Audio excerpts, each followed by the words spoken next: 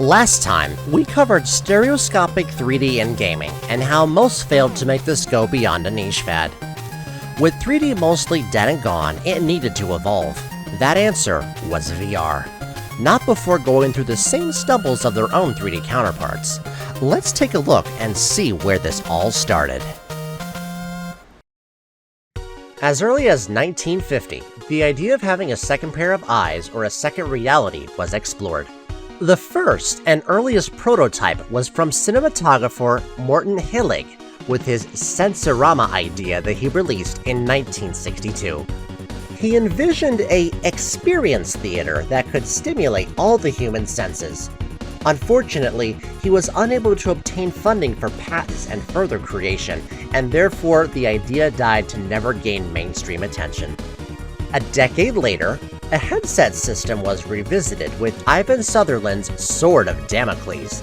The unique name was due to how the device needed to be hung from the ceiling due to its weight, being impossible to use without some type of suspension system. The prototype used head tracking and displayed a cube that followed the user's eyes. While not truly VR, the Sword of Damocles was a small stepping stone in the path for VR gaming. After this, NASA experimented with VR going through the late 80s, but VR was still only for multimedia video viewing or for government scientific research. That is, until the early 90s, when gaming would finally get its shot with VR for the first time. In 1991, a lone company named Future Vision Technologies based in Illinois was researching VR technology. Their first product was called the VictorMax Stuntmaster for $250 for the console version and $350 for the PC version. The Stuntmaster was compatible with the Sega Genesis, Gen 1 only, and the Super Nintendo. Its advertising point was that you could ditch and unchain yourself from large and bulky televisions and take your console gaming anywhere, like your chair? Anyway, while this was advertised as a virtual reality with head tracking, customers said this was anything but. Reviews stated that the Stuntmaster was a single low-resolution LCD 280x86 screen, and said it was basically a washed-out screen the size of a Game Gear. The Stuntmaster was an inefficient product that was borderline false advertising and did not sell well at all. After the Stuntmaster failed to be a hit, VictorMax attempted to do a PC-focused VR headset called the CyberMax for around $700 to $800. Unlike the Stuntmaster, which was console exclusive, the CyberMax had RCA and VGA outputs to work with any device compatible. In a span of 2 months, which is a long time in the game industry, the CyberMax made only $606,000 in revenue, which was only about 867 units sold.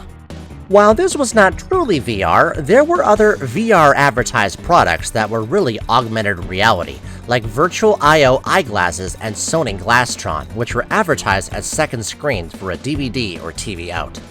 The second screen experience would be perfected several decades later, with products like the HTC Flow, Xreal, and many more. In the early 90s, around 1992, a company named Virtuality Group produced and released VR pods for the arcades. Helmed by its founder, Jonathan Waldurm, these pods came in many different variations. Their first was the 1000 model in 1991, which came in stand-up, cyberspace, and sit-down models. The cyberspace could play games like Dactyl Nightmare and Gridbusters, while the stand-up offered titles such as Battlesphere and Exorex. After this, the 2000 model combined the cyberspace and stand-up models for the 2000 SU. The 2000 sit-down model was changed to resemble more of a pod instead of a race car this time. In 1994, the 2000 offered the largest variety of titles, with a Dactyl Nightmare 2 sequel, Zone Hunters, and even a VR version of Pac-Man. These games worked with a CRT TV in the headset that used shutter glasses.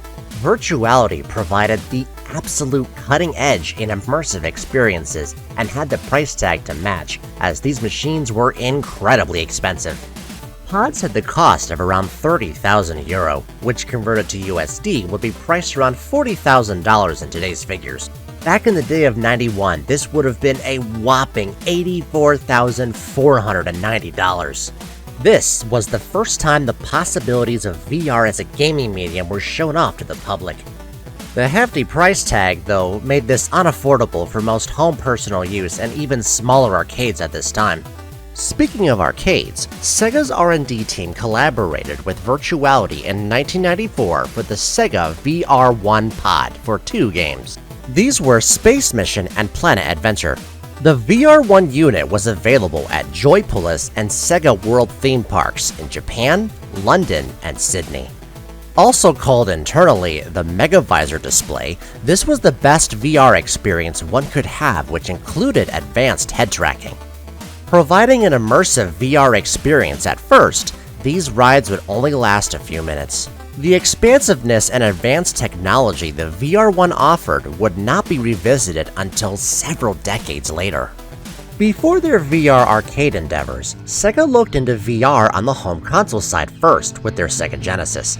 However, this would not go as planned, which we will find out shortly. Virtuality Group's technology was just too ahead of its time to be priced with an affordability for most arcades. After a failed partnership that we will learn about in this video, they filed for Chapter 11 bankruptcy on February 11, 1997. The only reminder of Virtuality that's left is a fan-hosted webpage of the original Virtuality.com domain, which is more of an in memoriam of the company and the technology that it helmed. Announced as early as 1991, the Sega VR was shown up at CES 93 that had advanced head tracking, stereo sound built in, and binocular parallax graphics. The add-on, priced to be about $200, would connect to the Genesis and also potentially be a companion alongside the Sega CD and 32X.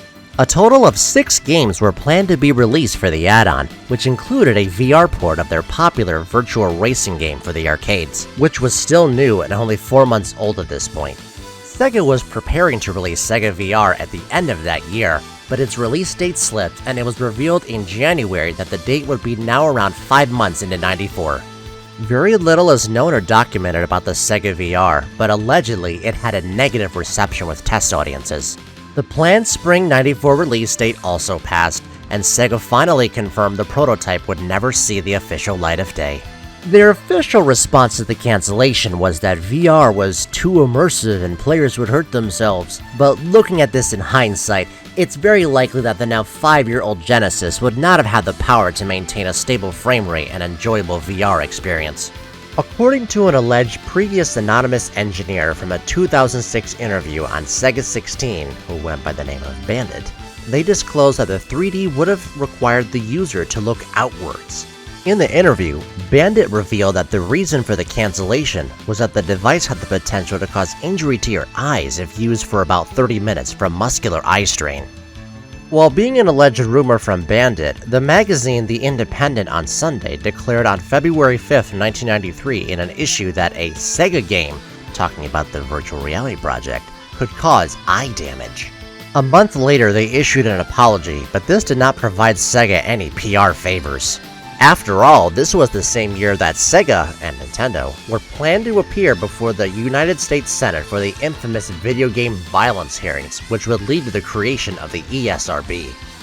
With this event also in mind, it was rumored that Sega couldn't handle any more potential negative PR to the company, especially with the fact that the video game violence hearings were about the well-being of children. French journalist Regis Montelin revealed in a 2022 interview with Shinobu Toyota that Sega spent around $6 million of research and development into the VR project before its cancellation. Shinobu also revealed that the president of Sega at the time was extremely displeased with the amount of funds spent and the cancellation. In a 2015 podcast interview, former Sega CEO Tom Kalinske confirmed with Retro Gaming Living Room that severe headaches and motion sickness were a major factor for the Sega VR's demise. Ironically, the same year Sega publicly killed the VR from existence, Nintendo announced the VR32 at the Japan Shoshinkai event, which would be known shortly after this as the Virtual Boy. The only official trace of the Sega VR is an appearance of a '93 episode of Power Rangers and a quite large appearance in the '95 Spike Lee movie Clockers, which at the movie's release, the add-on would have been only a year in the market and primed for product placement.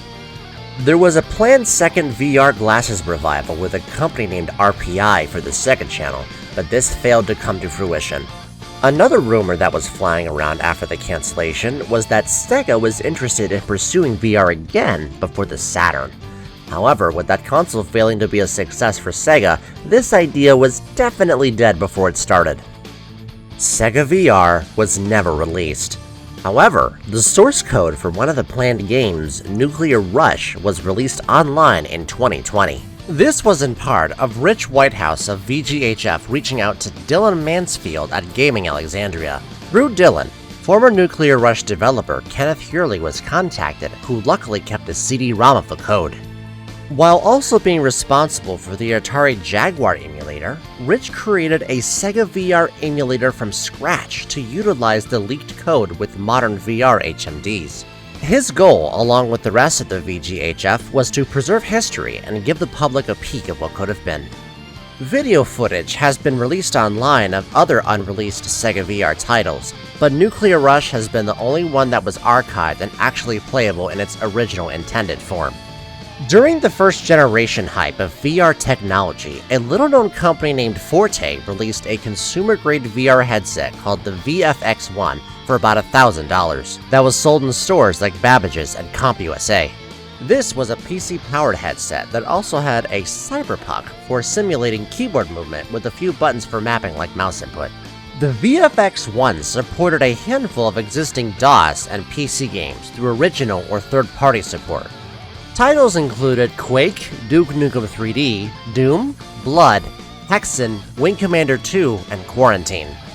Unfortunately, even at $1,000, the HMD had laggy head tracking and was extremely low resolution, which was uncomfortable to use for long periods of time. The VFX-1 was only a niche foothold in the pages of VR gaming history. However, the puck was a very interesting concept which would be perfected as decades rolled on. In 1997, Forte Technologies founder Paul Travelers formed Interactive Imaging Systems and acquired Forte's assets under his new company. Today, they work in the augmented reality side of the business under the brand name Vuzix, with Forte founder Paul Travelers still listed as a CEO. A lone startup in 1985 named Reflection Technology was developing an LED eyepiece called a scanner liner array that used head tracking. The prototype was called Private Eye, but they had zero self-funding to make this product become more than just a concept. This would be a tough road for RTI to climb, as their VR pitch was rejected by some pretty big players in the industry. Steve Lipsy, who was the VP in sales at RTI, said that there were several meetings with the toy company Mattel. Mattel eventually rejected the Private Eye after the risk of motion sickness was too much to the point of being vomit-inducing. RTI just couldn't get the head tracking latency down to the point where this was more manageable. Hasbro also engaged with RTI for discussions, but nothing came to fruition. With rejection from the toy industry, Sega also rejected the idea for the same reason as Mattel, but Tom Kalinske added they had concerns about the single-color display. At the time, the Game Gear's only advertised leg up on Nintendo's successful Game Boy was the bright, beautiful colors, compared to their competitor, which they said was creamed spinach. Sega felt that deprioritizing the display fidelity for Private Eye would be publicly giving up this advantage. After a few overseas connections RTI staff had in Japan, Lipsy found himself pitching this idea to Nintendo next. A few meetings occurred, and the Private Eye wound up in the hands of Gunpei Yokoi, who was in charge of research and development at the time. Ever since 1965, Gunpei was fascinated with technology that had simple gimmicks, as these ideas could have potential of mass market appeal. In the same vein as the monochromed Game Boy, which was widely successful, the simplistic display did not deter Nintendo at all, and Gunpei said that the Private Eye was a great product. He planned to retire soon due to the overwhelming behemoth Nintendo had become compared to their pre-Famicom days. But he was so impressed with Private Eye, he put his plans to retire on hold, and RTI got their funding and approval from Yamauchi. Formerly known as the VR32 during development, the Virtual Boy was first unveiled in 1994 at the Shoshinkai Software Exhibition. Prior to release, the Virtual Boy was met with a tepid reaction from the public. It released a year later in Japan on July 1995 and in North America a few months later in August for $180. A common and frequent complaint after use was eye strain, which discouraged the Virtual Boy to be used for longer periods of time. While not confirmed, Nintendo was definitely aware of this risk prior to release, as all Virtual Boy games had the option to pause the game every 15 minutes to avoid eye strain. The Japanese packaging was also loaded with health warnings to be compliant with Japan's product safety laws. During launch, the Virtual Boy missed its sales mark by 50% and sold only 770,000 units worldwide, with 630,000 of those being from North America. This was in comparison to their target of 3 million. The Virtual Boy sold better than Sega's 32-bit Saturn, but this was not enough for Nintendo of Japan to continue support, and it was killed by Yamauchi at the end of the year, 4 months in. On the other side of the country, the Virtual Boy performed significantly better for Nintendo in North America, and the unit received a price cut in May of $96 to $99 to encourage additional sales. Unfortunately, Nintendo of America pulled the plug officially in August of '96, with only 22 games in its total library. Yamauchi said that even though the Virtual Boy was a failure, he did not place any blame on Gunpei Yokoi publicly, and understood why he thought it would have been a hit. After Gunpei helmed the Game Boy Pocket in '96, he went forward with his planned retirement. Alan Becker at RTI said the failure of the Virtual Boy was shocking to all, as he admitted the future of the company was riding on this product. They used the same display technology for a VR fax viewing product, but eventually faded away when the founder had an unexpected death in 2001. 2 years after the flailing Atari Jaguar was released to the public, Atari announced in the 1995 CES a VR headset add-on for the console. The announcement of the VR add-on was timed intentionally to compete with Nintendo's threatening Virtual Boy, which was shown off a year prior in '94. A previously mentioned company, the Virtuality Group, was actually partnered with Atari for this endeavor. In the announcement, it was revealed by Atari that the add-on would be available for a holiday release in 1995, which was planned to be 4 months after the release of Nintendo's VR product in August. During production, a red unit that was cheaper with a lower resolution was shown to Atari, but allegedly the prototype did not meet their demands with quality. An unknown time after this, Virtuality went to work on a blue unit that was higher graphical fidelity with added features, but more costly to produce. During this time, Atari was already making plans with its good friend JTS, or JT Storage. Atari was setting a course to move away from the video game industry, and planned to have a reverse merger with the company, which was completed in 1996. Unfortunately, 2 months before the planned launch, the long deal with Virtuality to produce a VR headset for the Jaguar fell apart, and the headset never released. The only playable title that came out was Missile Command 3D, which had a normal mode along with a reality mode that was created in mind for the planned headset. The details of this demise are not fully known or confirmed. Rumors are that after the blue unit was shown to Atari, they could not make it work for the consumer price level limit that Atari had set. Another rumor was that Virtuality was blindsided by Atari's exit from the video game industry, as it is unknown if the Virtuality Group was made aware of Atari's plans they had with JTS.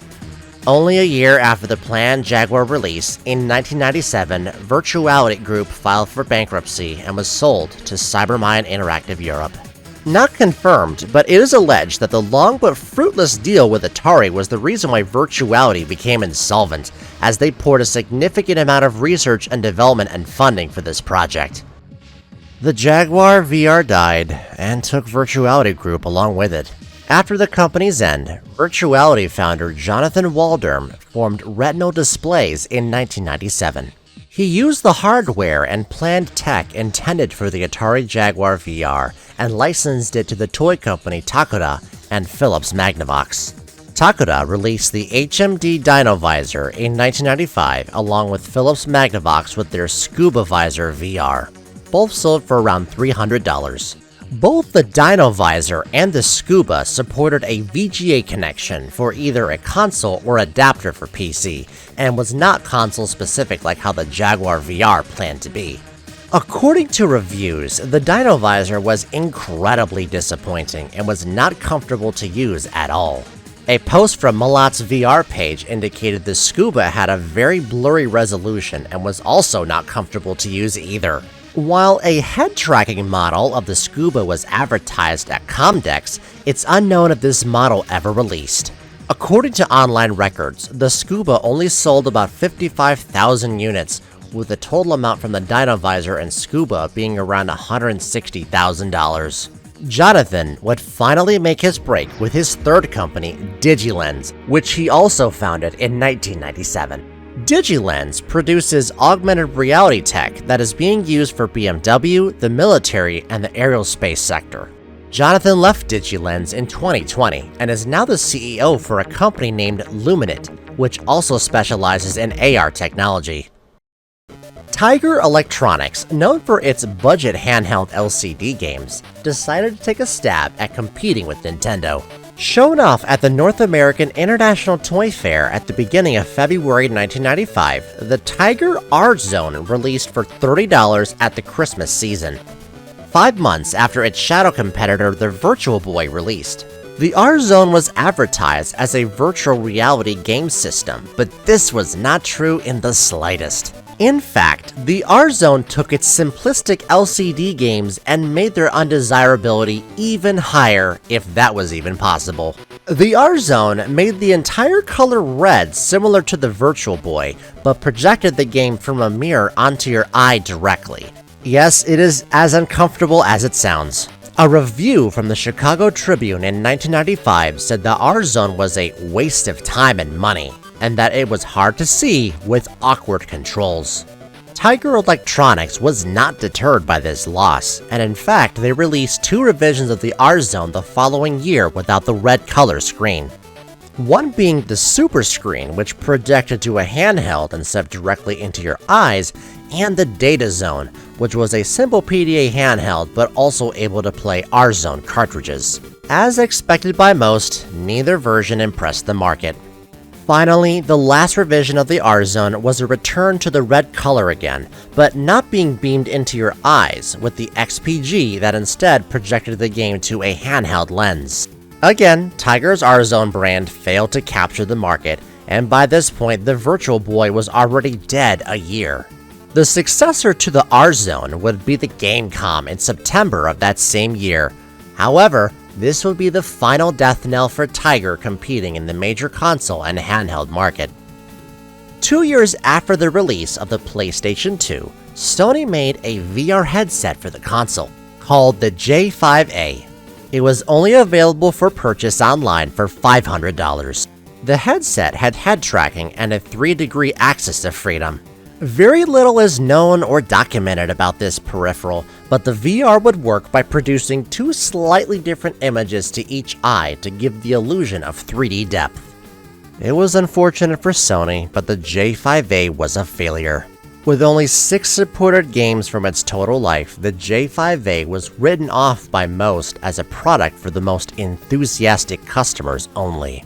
A few Sony-branded units released, including one that was a Glastron sequel, but these were HMDs geared towards multimedia consumption like videos and photos, and not truly VR like what the J5 was attempting to be.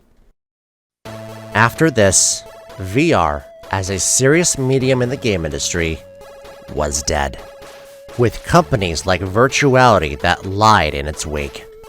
After millions and millions of dollars spent on multiple fruitless efforts, developers, publishers, and potential funders shied away from this now financially poisonous fad.